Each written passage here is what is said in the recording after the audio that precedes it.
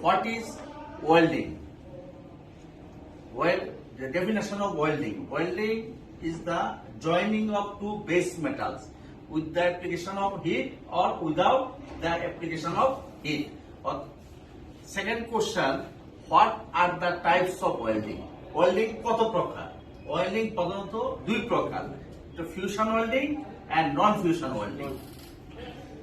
Which gases used in welding? মানে welding কাজের সময় কি কি গ্যাস ব্যবহার করা হয়ে থাকে, সেই গ্যাসগুলো হচ্ছে কি গ্যাস?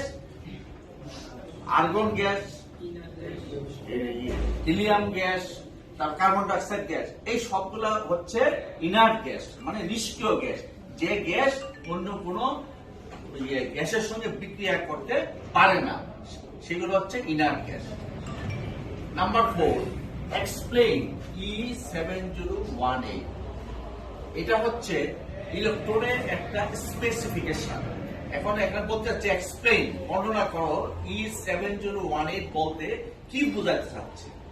এখানে E for electron, the 70, this 2 digit for tensile strength. Tensile স্ট্রেংথটা হচ্ছে বাংলা হচ্ছে টানা শক্তি, মানে একটা ওয়েল্ডিং এর জোড়া কতটুকু শক্তি আছে, এটা 70 বলতে এখানে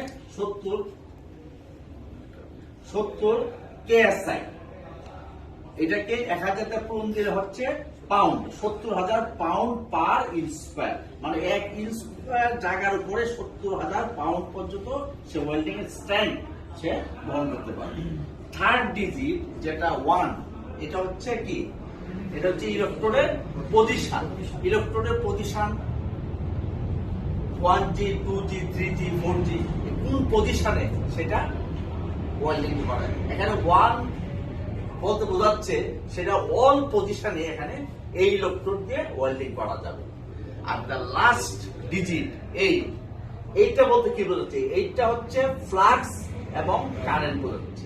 এটা এসি কারেন্ট ব্যবহার হবে না ডিসি কারেন্ট ব্যবহার হবে। এটা হচ্ছে এক্সপ্লেইন E7018, যদি বর্ণনা করতে বলে তাহলে এইভাবে বর্ণনা করতে হবে।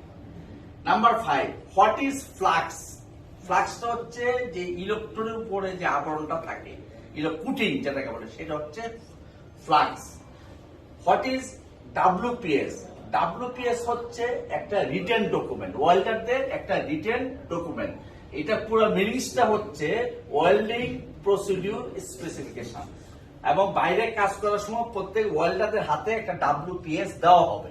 সেটার মধ্যে ওয়েল্ডার নাম থাকবে, কোন প্রসেসে ওয়েল্ডিং করা হচ্ছে সে প্রসেসের নাম থাকবে, SMAW না GTAW না FCAW উল্লেখ থাকবে, কত এম্পিয়ার, কত সাইজের